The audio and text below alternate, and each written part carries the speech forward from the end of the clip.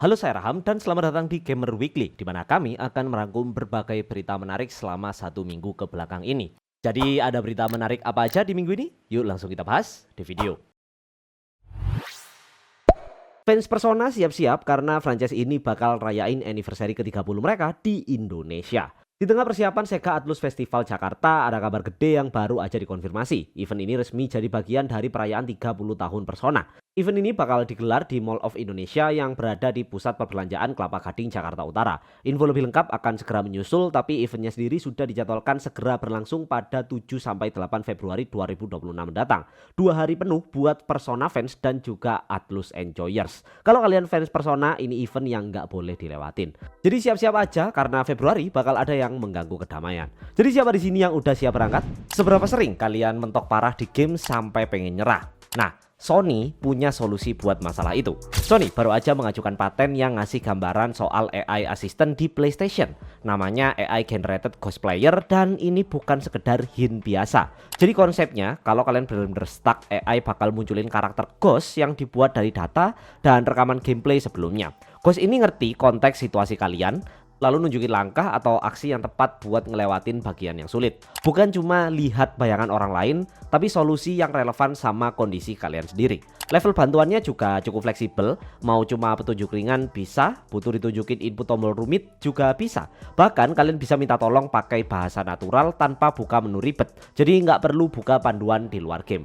Tapi masih ada tanda tanya besar, di dokumen patennya itu fitur ini lebih masuk akal jalan di hardware dengan kemampuan AI yang kuat. Sony belum tentu bisa masukin fitur ini dengan optimal di PlayStation 5 standar karena belum punya Neural Processing Unit atau NPU. Beda cerita sama PlayStation 5 Pro yang udah punya NPU dengan dukungan AI buat fitur kayak PSSR. Jadi apa pendapat kalian tentang AI Assist ini? HP dan PC kalian udah siap buat spesifikasi baru Honkai Star Rail? Mendekati update 4.0, Honkai Star Rail dikabarkan bakal menaikkan spesifikasi hardware untuk mobile dan PC. Ini bukan pertama kalinya HoYoverse melakukan langkah ini. Tahun lalu hal serupa juga terjadi di Genshin Impact, bahkan sampai menghentikan dukungan PS4.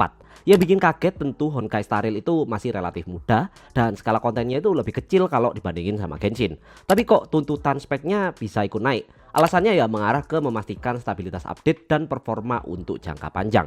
Tenang, kalau kalian masih main di spek minimal, gamenya tetap bisa diakses setelah update. Tapi HoYoverse ngasih peringatan, resiko drop performa sampai crash itu bisa aja terjadi. Update makin besar, jelas tuntutan mesin juga ikut naik. Nah, pertanyaannya sekarang kira-kira kalian perlu upgrade hardware atau enggak? Fans Digimon nggak usah khawatir, game Digimon Story selanjutnya nggak bakal nunggu pengembangan 8 tahun kok. Digimon Storytime Stranger akhirnya rilis Oktober 2025 lalu setelah pengembangan yang super panjang hampir 1 dekade. Dan ini tentu bikin fans cukup takut. Kabar baiknya itu nggak akan terjadi lagi. Bandai Namco mengkonfirmasi kalau tim Digimon sekarang diperkuat dan diperbanyak.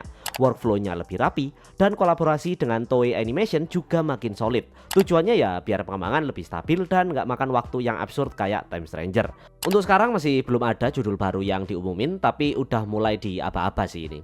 Ya semoga emang bener ya nasib Digimon nggak bakal menghilang lagi dalam waktu lama kayak dulu. Gimana menurut kalian? Game santai. Moonton Games, studio di balik Mobile Legends Bang Bang, resmi ngenalin game baru berjudul Lovania. Dan kali ini genrenya banting setir ke live simulation, santai dengan visual fantasi ala buku cerita.